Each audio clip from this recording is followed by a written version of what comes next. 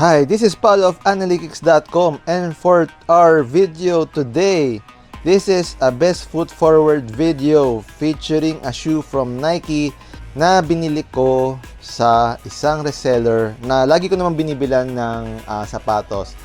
Isa itong legit reseller, and yung mga sapatos na binibenta niya ay legit din.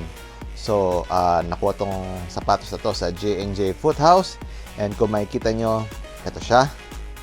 This is the Nike LeBron NXXT Gen or Next Gen. Yan. So, this is a basketball shoe.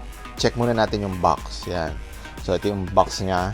Maganda yung itsura niya for a Nike basketball shoe. Hindi siya yung normal na. Maybe siguro kasi nga LeBron shoe siya. So, this is the Nike LeBron 20 na shoe, pero mas binabaan nila ng konti yung tech specs. Pero not really drastic ang ginawa nilang downgrade, kumbaga. So, open natin yung box. And, ayan. Ang una kong nakita dito ay itong parang card. Pero this is, ayan o, nakalagay Next NXXT. Yan. Kasi nga, tapos yung double X, yun nga, yung 20. Kasi nga, this is LeBron's 20th signature shoe na this time around, medyo downgrade ng konti from the official signature shoe. Mamaya explain ko kung bakit. Pero sa likod nitong card na to, ay merong tech sheet. Kita naman natin dito, parang rough sketches ng sapatos. Ang pansin ko dito sa LeBron 20 in general, this shoe also, particular model, NXXT Gen or Next Gen, would be, yung inspiration niya is taken from LeBron's signature shoe, yung Nike LeBron Zoom Generation yata yon. Actually, meron ngang merong colorway ito na ang color blocking niya is katulad nung sa Nike LeBron Zoom Generation. So, lalagay ko dito yung itsura para parang side by side para makita nyo yung inspiration na, oo nga, kamukha nga niya. So, ang maganda dito is merong tech sheet, which is parang very welcoming nga dahil at least nakikita ng consumer kung ano yung binibili niya, ano yung merong tech specs na nasa loob ng product, particularly sa sapatos. So, ayan. So, makikita mo ito. Isa-isahin natin. So, meron siyang yung Nike Sphere technology, and meron siyang heel TPU support clip, meron siyang injected TPU midfoot shank, tapos meron siyang air zoom na forefoot and heel, tapos yung heel niya is makapal or large volume na zoom air, and yung sa harap would be zoom turbo. Tapos of course solid rubber traction pattern for this particular colorway. Okay, so check natin yung sapatos mismo. Yan, so ito na. So kita nyo naman, red colorway with some teal hits or accents dito sa may parang leather paneling dito sa may ankle collar area, medial. Yan, so makikita nyo. Tapos, yung itsura niya is medyo similar na rin siya sa LeBron 20 actually. May konting slight modifications lang silang ginawa.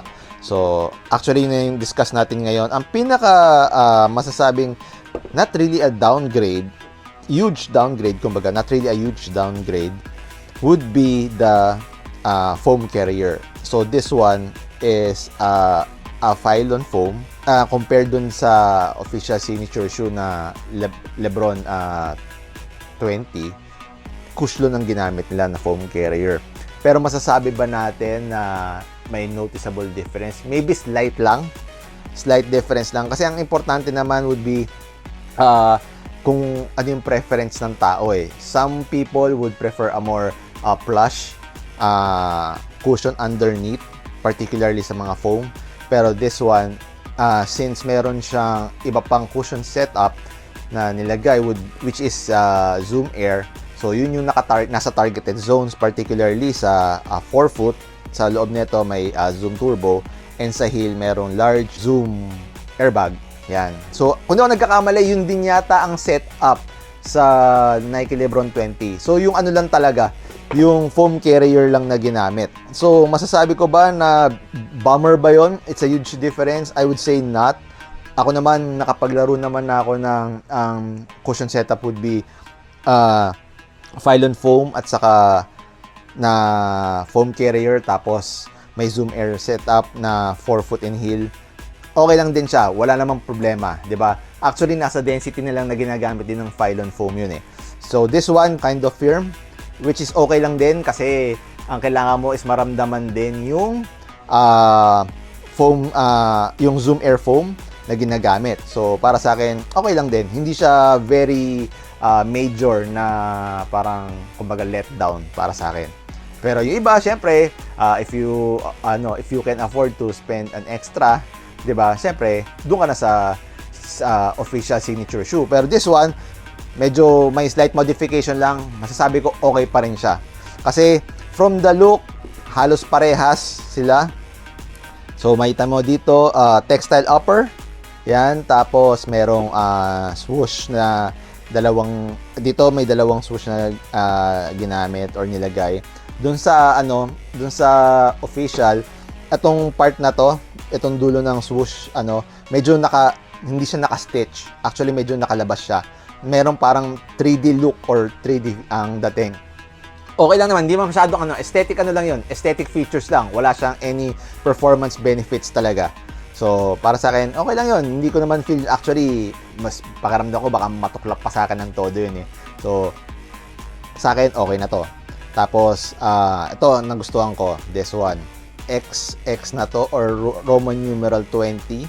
Yan, na parang usually nakalagay ito dun sa sa may lacing area eh. Pero ito, nilagay nila dito sa heel part, ba? Magandang design na additions, kumbaga. Tapos ito, kita nyo naman, XDR rubber outsole. Yan, para sa durability. Siyempre, pag usually sa Asian releases, ganyan yung ginagawa nila na Nike shoes. Naka XDR kasi nga most of the courts sa ibang bansa, particularly sa Asia, nasa outdoors. So, syempre, doon sila medyo outdoor friendly pa rin. Tapos this one, meron leather panel na additional structure lang naman siya na nakakadagdag. Tapos, ito yung sinasabi ko, yun nga, may Zoom Air, large Zoom Air, large volume Zoom Air sa heel.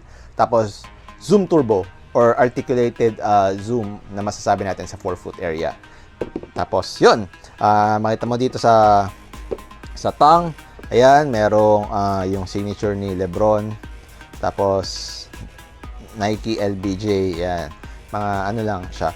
Mga additional design elements lang. Tapos, this one, yung rubber outsole niya, feel ko parang storytelling traction pattern to. Medyo on the soft side, masasabi natin. Pero let's see kung how would it fare sa outdoor courts na rin. Kasi feel ko okay naman din dahil nga XDR rubber outsole yung ginamit. So, yan. So, binili ko to sa J&J Foot House. Yan, itong sapatos na to. Ilalagay ko yung link para kahit paano, if you want to order. Ang tanong, gagamitin ko ba to for, gagawan ko ba to ng performance review? Yes, gagawan ko to. So, stay put lang kayo. And maglalabas pa ako ng isang performance review ng sapatos na nire-review kong katatapos lang. So, pero ito gagawin ko to nga ng performance review kasi actually kaya ako binili to, specifically itong colorway na to may red kasi gagamitin ko siya sa Alumni League. That's it. Thank you for watching. Watch out for my performance review on this and be sure to check out analytics.com for more sneaker news, features, and reviews. I'll see you in my next video.